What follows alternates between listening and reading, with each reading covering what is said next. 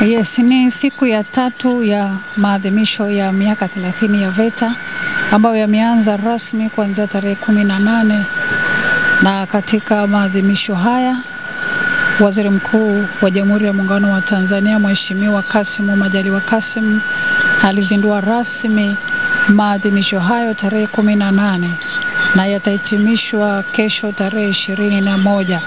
Na leo mapema kabisa Waziri Mkuu mstaafu Mheshimiwa Mizengo Pinda ameweza kufika katika maadhimisho haya, na moja kwa moja alifika kutembelea mabanda mbalimbali na kuweza kujionea ujuzi mkubwa na mambo mbalimbali yanayofanywa na chuo hiki cha VETA.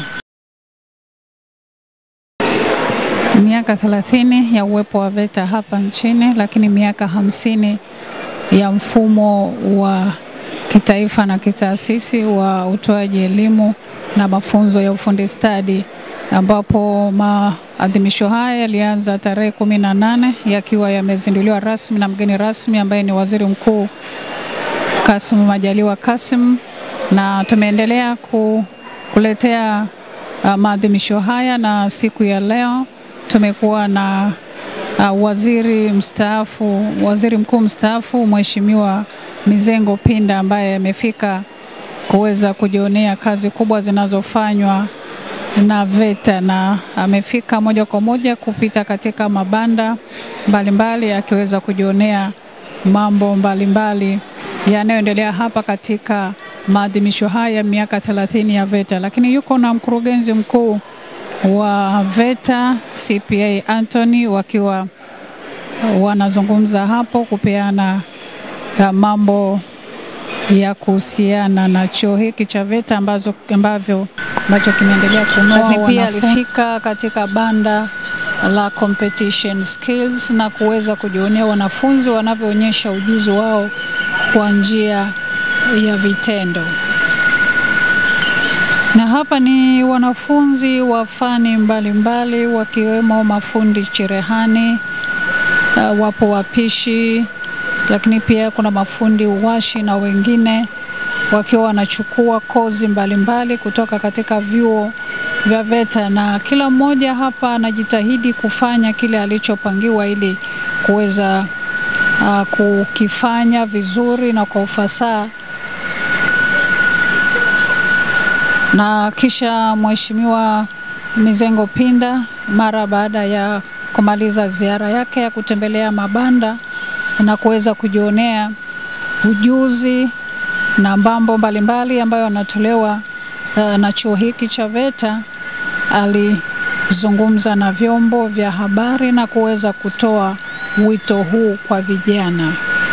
Mstaafu wa Tanzania Mheshimiwa Mizengo Kayanza Peter Pinda, na akiwa ameandamana na mwenyeji wetu mkurugenzi mkuu wa VETA. Pinda, umeona nini? Haya bwana. Ndugu zangu waandishi wa habari,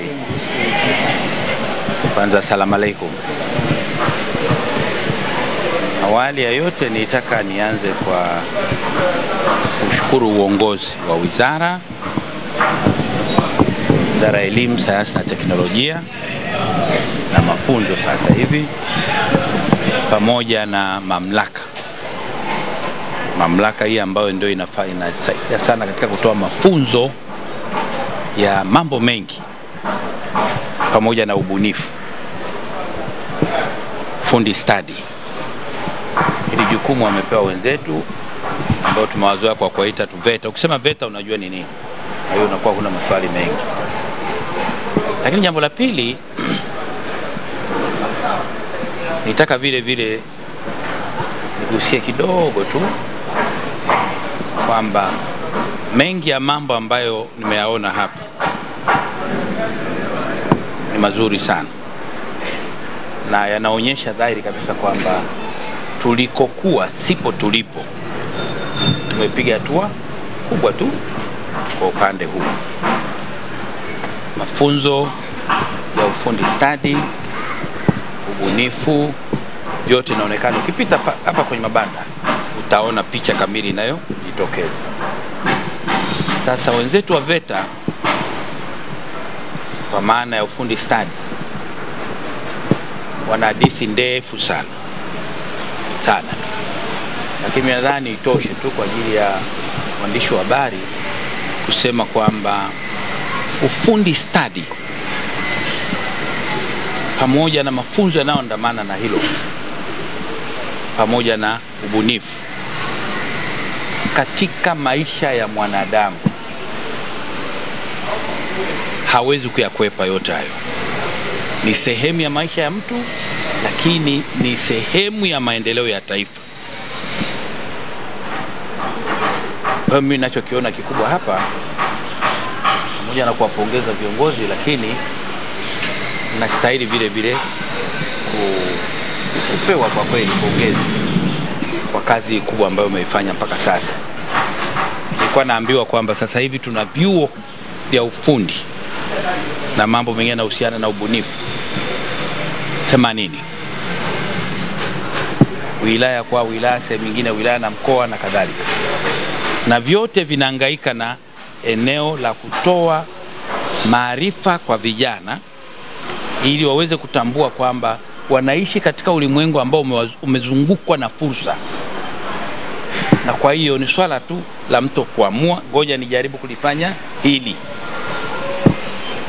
Tunaangalia hapa vitu vyote wanavyofanya, shughuli uchomeleaji, shughuli fundi seremala, shughuli ujenzi, vitu gani, karibu vyote ndio na wewe mwanadamu kila siku unavihitaji. Sasa wakati mwingine hili jambo hatulielewi sana. Umekaa nyumbani kwako, ka umeme kanawaka, ghafla vup kanazimika. Msikilize baba na mama watakapoanza kuhaa. Kwa sasa umeme umekatika, sasa sichokonua mwenyewe kama unaweza. Maji bomba alikuwa anatoka ghafla vup. Unabaki unauliza sasa sijui ametukatia, sijui apilipa hela au nini. Kumbe wakati mwingine mitambo ndio imekorofisha. Mpaka patikane fundi aende kurekebisha, ndipo umeme urudi na ndipo maji yaendelee. Kwa hiyo ndani ya haya mafunzo wanayoyatoa utakuta kilimo wamo, ukienda kwenye ufugaji wamo, ukienda kwenye uvuvi wamo, ukitazama sasa kwenye huduma za jamii, nenda afya, nenda elimu yenyewe na makando mengine yanayofanana hayo. Hawa mafundi stadi ambao wametoka kwenye vyuo hivi vya kwetu ndio nafasi zao na wao kuweza kuona kwamba nimesoma, nimepata maarifa, naweza nikaomba ajira pale nikapata. Na leo nimefarijika sana katika kuzunguka. Nimekwenda Tanzania Investment Center, kituo chetu cha uwekezaji. Wamefanya mahusiano mazuri sana na mamlaka ya VETA, kwamba wale wawekezaji wanapokuja nchini watumie fursa ya kuwa karibu na TIC au Tanzania Investment Center. Wao wanahusiana sasa na VETA, wanajua vijana gani kwa ajili ya viwanda vya aina gani tumeshawatoa na wapo.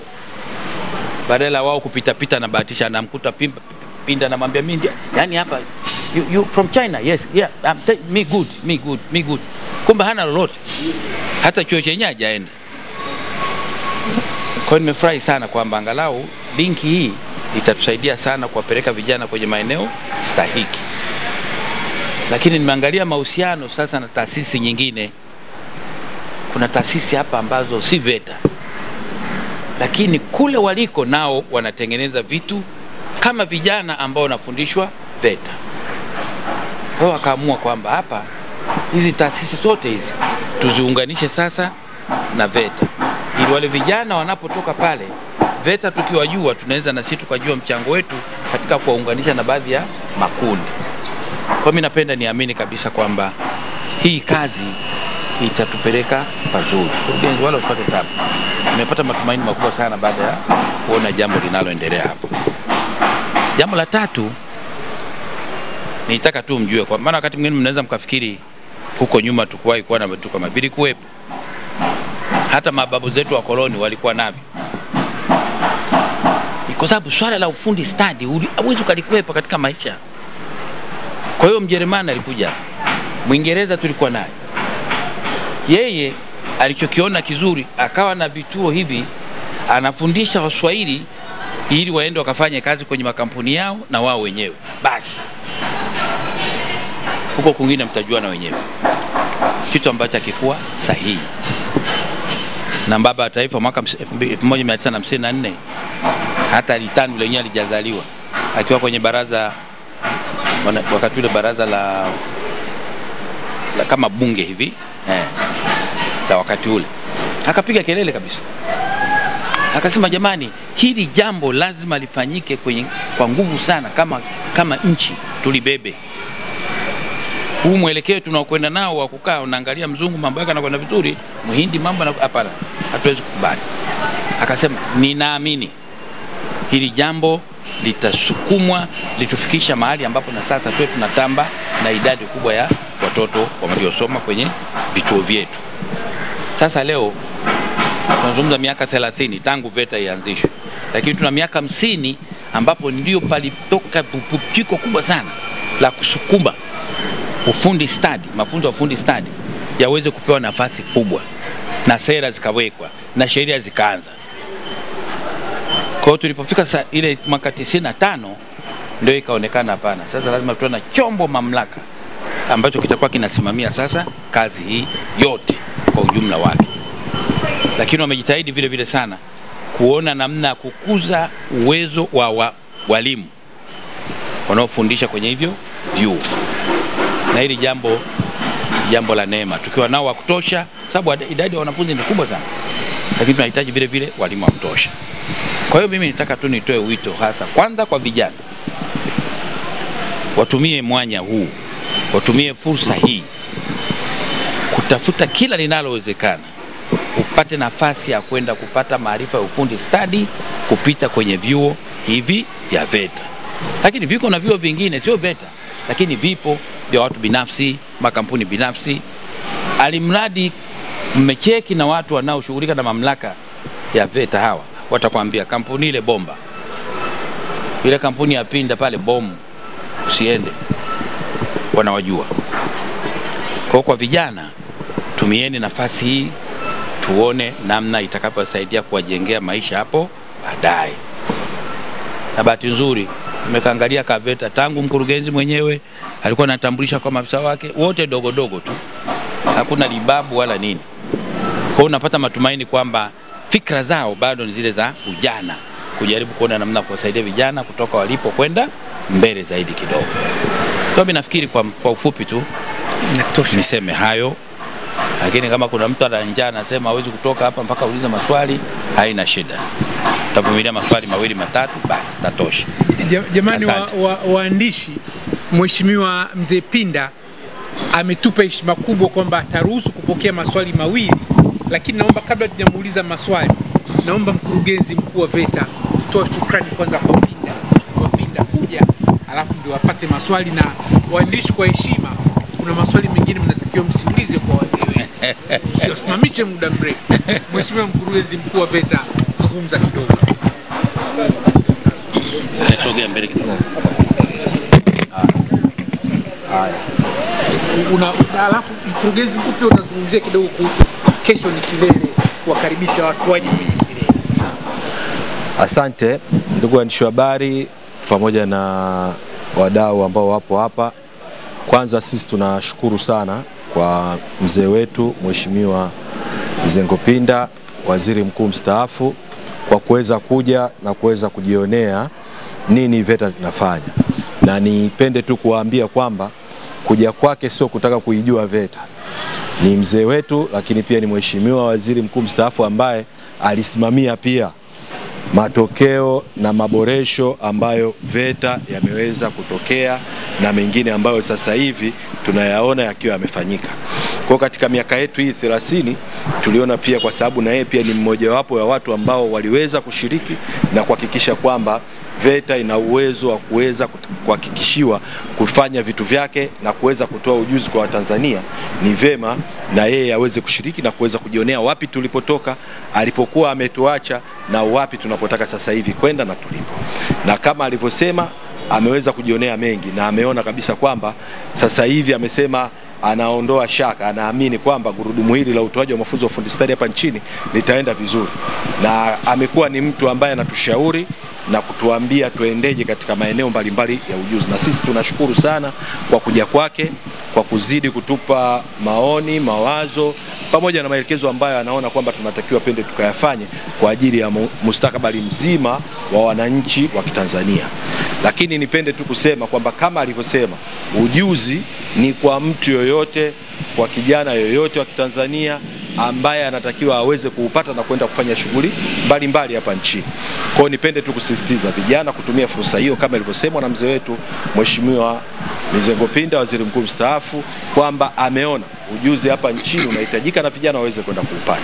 Lakini nipende tu kutumia fursa hii kwamba kusema kwamba VETA tulikuwa na maadhimisho haya ya kilele cha miaka 30 ya VETA ambayo tulianza tarehe 18 na kesho ni tarehe 21 ambapo maadhimisho haya yataweza kuja kufungwa. Kwa hiyo nipende kuwakaribisha waandishi wa habari, wananchi kwa ajili ya kuweza kuona nini kilichojiri katika siku hizi 4 tulizokuwepo hapa, lakini na kuambia nini kinachoenda kuja kutokea baada ya kufika miaka hii 30 na katika miaka mingine 50 na 30 ijayo. Kwa hiyo nipende kuwakaribisha na karibuni sana. Asante.